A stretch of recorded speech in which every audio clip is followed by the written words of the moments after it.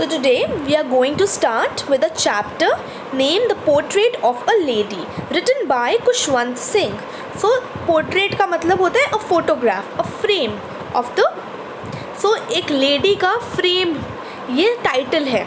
So this title is not telling us कि ये किसके बारे में है, क्या है, which is making the reader curious about what about knowing what is in the story. So that is why it is a appropriate title for the story. Okay, so before explaining you the chapter, I will give you the introduction of this lesson. It is a small introduction. So the Portrait of a Lady is the story of the author. So author जो है खुशवंत सिंह, उन्हीं की story है, उन्हीं के life के बारे में एक स्टोरी है. He describes his relationship between his grandmother and over the years. So this whole story revolves around the relationship between Khushwant Singh and his grandmother. He pens down her daily activities and how she evolved as a character as time passed by. He explains her appearance, which helps create an image in the reader's mind. So through this chapter वो क्या करने की कोशिश कर रहे हैं, वो daily activities जो उनकी ग्रैंड मदर के साथ रिलेटेड थी वो बताते हैं स्टोरी में, उनका अपीयरेंस बताते हैं, जिससे कि it helps to create an image in the reader's mind कि वो लगती कैसी थी. Okay, this is what the story contains. Now this is not a very moralistic story. ये उनकी लाइफ के बारे में है, खुशवंत सिंह के बारे में, और उनकी ग्रैंड मदर के रिलेशनशिप के बारे में. Okay, let's start reading. I will read the whole one paragraph and then I will explain you. Okay, let's read. My grandmother, like everybody's grandmother, was an old woman. She had been old and wrinkled. Wrinkled का मतलब होता है having lines or folds. जब old हो जाते हैं हम तो हमारे wrinkles पड़ जाते हैं, means हमारी skin में lines पड़ जाती हैं. For the 20 years that I had known her, people said that she had once been young and pretty and had even a husband, but that was hard to believe. My grandfather's portrait hung above the mantelpiece in the drawing room. So portrait मतलब as I've told you, picture, कोई painting is the portrait. What is a mantelpiece? The meaning of the mantelpiece is a structure of wood, marble or stone above and around a fireplace. So in कोई wood का या marble या फिर कोई stone का structure fireplace के ऊपर जो लगा रहता है, जो बाहर के घर होते हैं उसमें fireplace होती है जहाँ पे आप आग जलाते हो क्योंकि ठंड बहुत पड़ती है. उसके ऊपर जो एक शो पीस टाइप का कुछ रखा रहता है उसको हम मैंटल पीस बोलते हैं. Okay, let's read further. He wore a big turban and loose fitting clothes. His long white beard covered the best part of his chest and he looked at least 100 years old. He did not look the sort of a person who would have a wife or children. He looked as if he could only have lots and lots of grandchildren. As for my grandmother, being young and pretty, the thought was almost revolting. The thought was almost revolting means it was very hard for the author to believe. Okay, let's read further. She often told us of the games she used to play as a child that seemed quite absurd. Absurd means illogical. And undignified. Undignified means disrespectful on her part, as we treated it like the fables of the prophets. Fables मतलब होता है fictitious story with a moral. जब आपकी दादी या फिर कोई जब आपकी नानी होती है वो बचपन में आपको कैसी कहानियाँ सुनाती है, वो आपको फेबल सुनाती हैं जिसके साथ एक मॉरल जुड़ा होता है, जो एक आपको वैल्यू है, कोई सीख देता है, वो फेबल्स होती हैं, उनको हम फेबल्स बोलते हैं. Okay, of the prophets she used to tell us. Prophet is a saint. अगर हम मुस्लिम्स को देखें तो मुस्लिम्स में प्रॉफिट सेंट हैं. Okay, Okay, this paragraph means that the author talks about his grandmother. अब इस paragraph में author किसके बारे में बात कर रहे हैं? अपनी grandmother के बारे में बात कर रहे हैं. He had known her for the past 20 years and she had always been wrinkled and old. तो जब से वो अपनी grandmother को जानते हैं, that is 20 years, तब से वो old हैं और उनकी wrinkles हैं.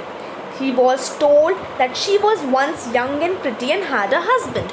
उसको ये बात पता चली थी कि एक टाइम पर उसकी जो दादी थी, उसकी ग्रैंड मदर थी, वो यंग थी, प्रिटी थी और उनके हस्बैंड भी थे.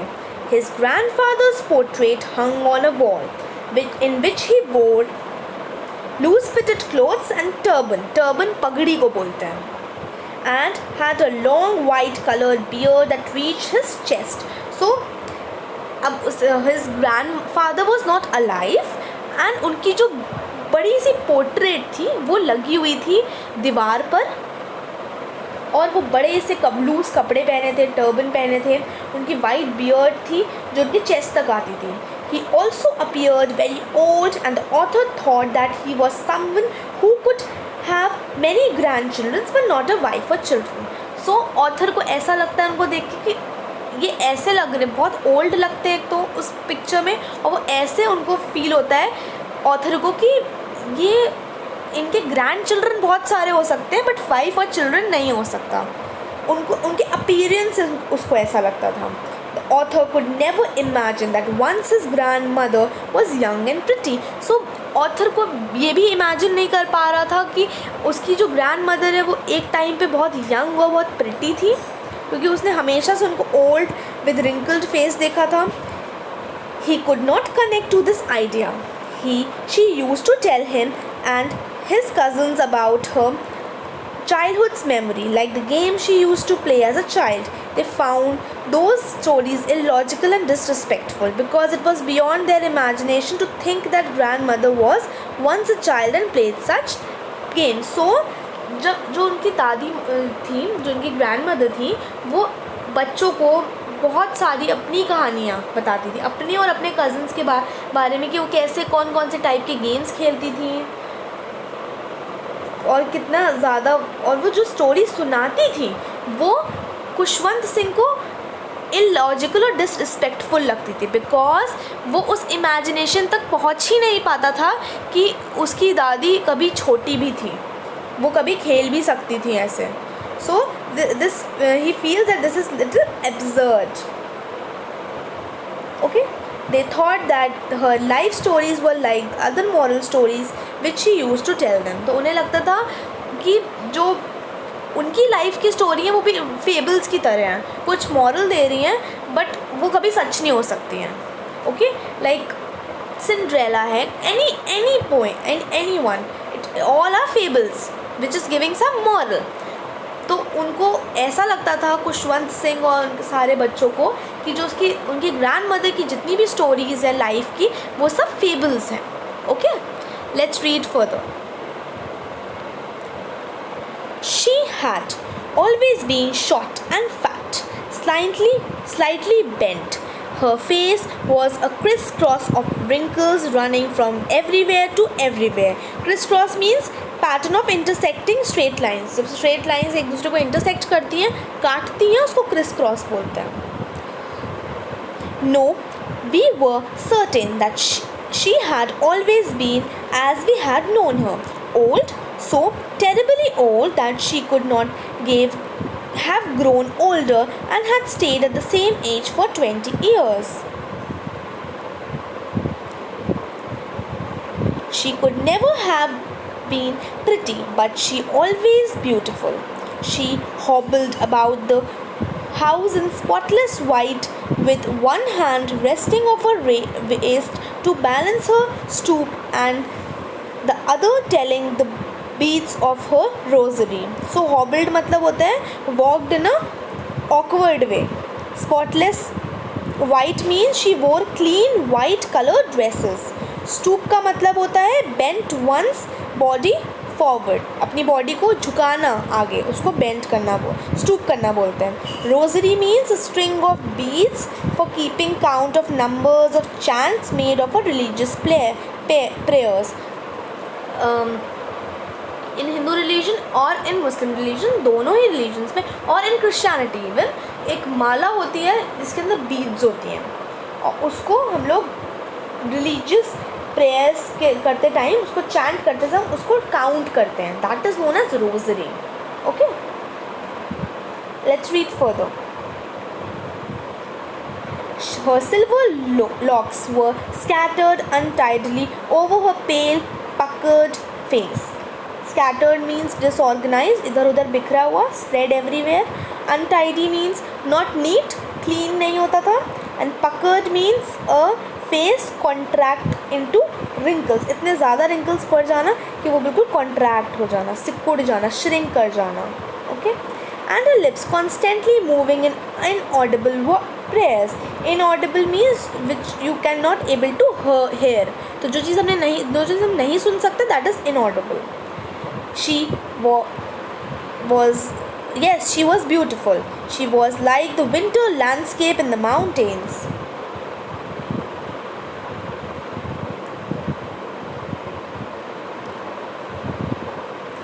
An expanse of pure white serenity.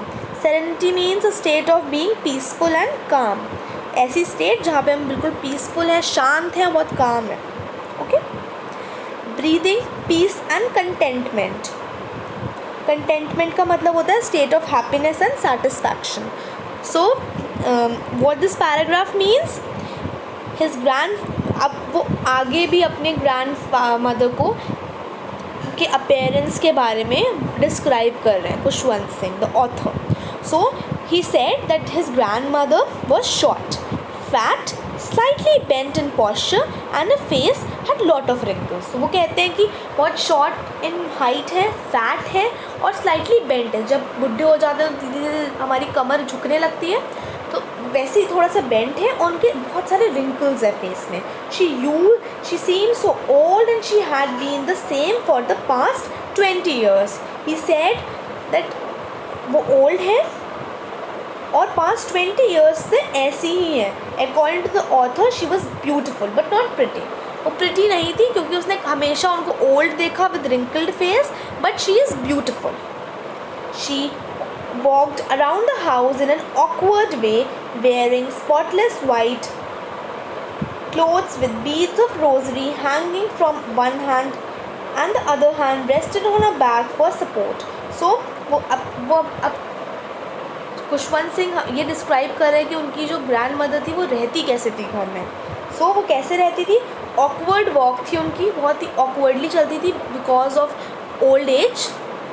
Slightly bent होती थी उनकी back and spotless white colour dress she wear which has no spot. Okay, very clean and very tidy white clothes with beads of rosary.